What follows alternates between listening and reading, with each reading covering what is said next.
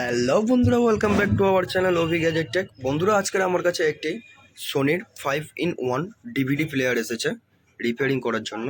এখানে আপনার মডেল নাম্বারটা একটু লক্ষ্য করলে বুঝতে পারবেন। মডেল নাম্বারটা দেখে নিন বন্ধুরা, সোনির BDV-E4100।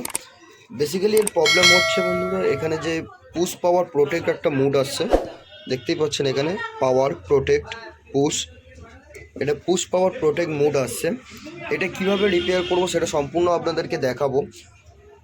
এটা প্রবলেম হয় বেসিক্যালি যদি এখানে অ্যাম্পলিফায়ার আইসি খারাপ হয়ে থাকে। অ্যাম্পলিফায়ার আইসি যদি খারাপ থাকে তার জন্য এই প্রোটেক্ট মোড আসতে পারে। বেসিক্যালি এটা প্রোটেক্ট করার জন্য এই মোডটা দেওয়া আছে। আপনাদের এখানে যদি পাওয়ার সাপ্লাই খারাপ থাকে, পাওয়ার সাপ্লাই কোনো ভোল্টেজ আপ ডাউন হচ্ছে, সেখান থেকেও আসতে পারে। প্রি অ্যাম্পলিফায়ার সেকশন থেকেও প্রোটেক্ট মোড আসতে পারে।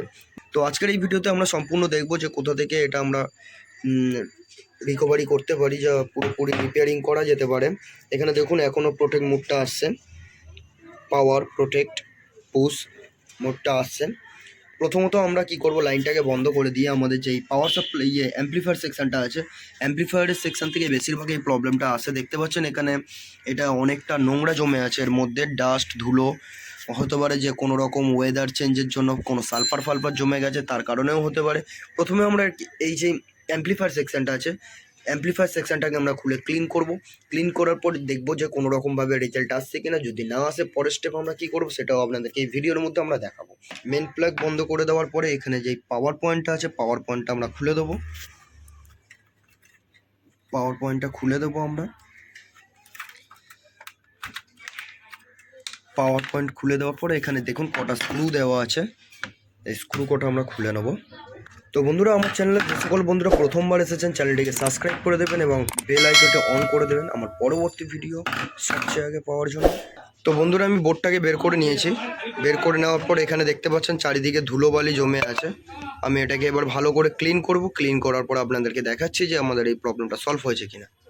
তো বন্ধুরা, আমি এখানে ভালো করে অ্যাম্পলিফায়ার পিসিবিটা ক্লিন করে সেট করে দিয়েছি।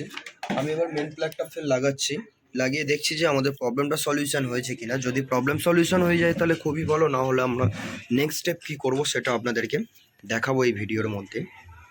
তো দেখতেই পাচ্ছেন এখানে হ্যালো মুড এসে চলে গেছে। আমি এটাকে পাওয়ার অন করলাম, এখানে ব্লুটুথ মুড এলো, ব্লুটুথ লেখা আসছে,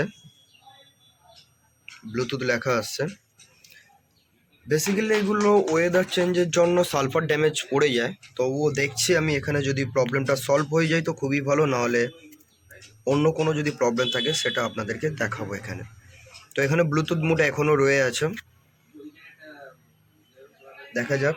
এখানে যদি প্রবলেমটা সলভ হয়ে যায় তাহলে ব্লু লাইট চলে আসবে, আমাদের পেয়ারিং মুড চলে আসবে। চলে এসেছে বন্ধুরা, দেখতেই পাচ্ছেন এখানে ব্লুটুথ অ্যান্ড রেডি বলছে। আমাদের এখানে প্রবলেমটা 100% সলিউশন হয়ে গেছে। দেখতেই পাচ্ছেন এখানে ব্লুটুথ অ্যান্ড রেডি বলছে, পুশ পাওয়ার আর আসছে না, দেখতেই পাচ্ছেন। আমি এখানে বোর্ডটা পুরোপুরি ক্লিন করে বসিয়ে দিয়েছি। আর এখানে আমি হিটসিংটা এখানে লাগিয়ে দেবো এরকমভাবে, যেমন লাগানো ছিল। আমি এখানে হিটসিংটা এরকমভাবে লাগিয়ে দেবো, দিয়ে বোর্ডটাকে ফিটিং করে দেবো। আর আমাদের এখানে দেখুন প্রপারলি এখানে এখন ব্লুটুথ কাজ করছে, কোনো প্রবলেম হচ্ছে না। সো বন্ধুরা, যদি ভিডিও দেখে ভালো লেগে থাকে তাহলে কমেন্ট করে জানাতে পারেন আপনাদের মতামত। আর আমার চ্যানেলে যে সকল বন্ধুরা প্রথমবার এসেছেন, চ্যানেলটিকে সাবস্ক্রাইব করে দেবেন এরকম নিত্য নতুন ভিডিও দেখার জন্য এবং ভিডিও দেখে প্রবলেম সলভ করার জন্য। আজকের জন্য এইটুকুনি, দেখা হবে পরবর্তী ভিডিওতে। ততক্ষণ টাটা, বাই বাই।